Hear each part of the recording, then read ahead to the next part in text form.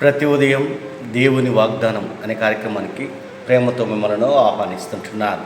ఈ ఉదయకాల సమయంలో దేవుడు మన కొరకు ఏర్పాటు చేసినటువంటి వాక్యవాదము విలాప వాక్యములు 3వ అధ్యాయము 32వ వచనాన్ని ధ్యానించుకుందాం. విలాప వాక్యములు 3వ అధ్యాయము 32వ వచనాన్ని ధ్యానించుకుందాం. ఆయన బాధ పెట్టినను తన కృపా సమృద్ధిని బట్టి జాలిపడును. క్రీస్తునందు ప్రియమైన దేవుని బిడ్డలారా, ఈ ఉదయకాల సమయంలో పరిశుద్ధాత్మ దేవుడు మనకిస్తున్నటువంటి వాగ్దానము, ఆయన బాధ పెట్టినను తన కృపా సమృద్ధిని బట్టి జాలిపడును. ఈ యొక్క వాగ్దానాన్ని దేవుడు మనకును మన కుటుంబాలకును ఆశీర్వాదకరముగాను దీవెనకరముగాను మార్చునుగాక. ఈ యొక్క మాటల్లోని ఆత్మీయ సత్యాలను ఆత్మీయ అర్థాలను మనం గ్రహించినట్లయితే పరిశుద్ధాత్మ దేవుడు ఇశ్రాయేలు యొక్క ప్రజలను ఉద్దేశించి ఈ యొక్క మాటలను మాట్లాడుతూ ఉంటున్నాడు.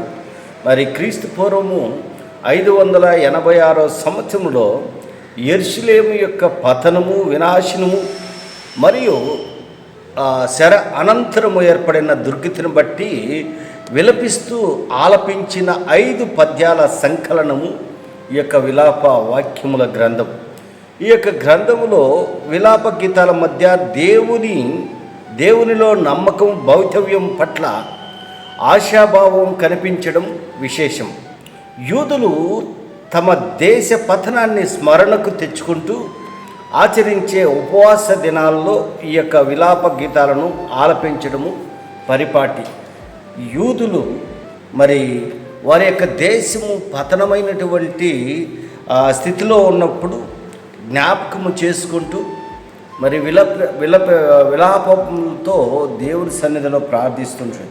యెరూషలేము యొక్క దుర్గతిని బట్టి, యెరూషలేముకు పైకి వచ్చినటువంటి శిక్షను బట్టి, శిక్ష మరియు నిరీక్షణ శిథిలమైనటువంటి యెరూషలేము కృప కొరకు వేడుకొనుట అనేటువంటి అంశాలు ఈ యొక్క విలాప వాక్యాల్లో మనం చూస్తూ ఉంటున్నాము.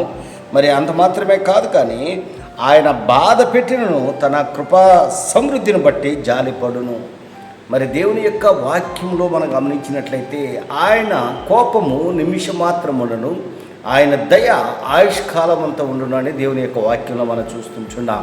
మరి ఇశ్రాయేలు యొక్క ప్రజల పట్ల దేవుడు కోపపడ్డాడు, కానీ ఆయన దయ వారి పట్ల అత్యధికంగా ఉంటున్నది. అందుకే మనం గమనించినట్లయితే యెహోవా కృప కలిగినటువంటి వాడు. 22వ వచనం, ఆయన తన వాత్సల్యత ఎడతెగక నిలిచినది కనుక మనము నిర్మూలము కాకున్న వారము. అనుదినము నూతనముగా ఆయనకు వాత్సల్యత పుట్టుచున్నది.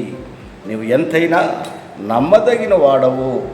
యెహోవా నా భాగమని నేను అనుకొనిచున్నాను, ఆయన యందు నేను నమ్మిక ఉంచుకొనిచున్నాను అని ఇక్కడ మనం చూస్తుంటున్నాం. క్రీస్తునందు ప్రియమైన దేవుని బిడ్డలారా, ఆయన ఎంతైనా నమ్మకమైనటువంటి దేవుడు, నమ్మదగినటువంటి దేవుడు, ఆయన జాలి చూపించేటువంటి దేవుడు, ఆయన కరుణ చూపించేటటువంటి దేవుడు. ఆయన బాధ పెట్టిన కొడక తన కృపా సమృద్ధిని బట్టి, కృపా బాహుల్యాన్ని బట్టి మన పట్ల జాలి పడేటువంటి దేవుడుగా ఇశ్రాయేలు యొక్క ప్రజల పట్ల ఆయన జాలి పడ్డాడు. శ్రమపడిన వాళ్ళు శ్రమలో ఉన్నప్పుడు వారి పట్ల జాలి చూపించాడు. క్రీస్తునందు ప్రియమైన దేవుని బిడ్డలారా, ఈ ఉదయకాల సమయంలో ఈ మాటలు వింటున్నటువంటి నేను మరి దేవుడు కొన్ని సందర్భాల్లో ఒకవేళ మన పైన కోపించుకోవచ్చు. ఎందుకంటే దేవునికి అసహ్యమైనటువంటి కార్యాలు చేసినప్పుడు, దేవుని యొక్క ఆజ్ఞలను మితిమీరి జీవించినప్పుడు, దేవునికి లోబడకుండా జీవించినప్పుడు మన పైన కోపం చేసుకోవచ్చు. కానీ ఆయన మన పట్ల దయ చూపించేటువంటి దేవుడు. ఎందుకనగా ఆయన స్వరూపములందు మనల్ని ఏర్పాటు చేసుకున్నాడు కాబట్టి, ఆయన స్వరూపం ముందు మనల్ని నిర్మించుకున్నాడు కాబట్టి ఆయన మన పట్ల ఎడతెగక జాలి చూపేటువంటి దేవుడుగా ఉంటున్నాడు. ఆయన ఎంతైనా నమ్మదగినటువంటి దేవుడు. ఆయన కృపా బాహుల్యం చేత మన అనునిత్యం కాపాడుతూ ఉంటున్నాడు. ఆయన కోపము నిమిషం మాత్రమే, ఆయన దయ ఆయుష్కాలం అంతా ఉంటుందని ఈ కొద్ది మాటల ద్వారా నేను హెచ్చరిక చేస్తుంటున్నాను. దేవుడి యొక్క మాటలను మరెక్కువగా మీకును మీ కుటుంబాలకును ఆశీర్వాదకరంగాను దీవెనకరంగాను మార్చునుగాక. ఆమేన్.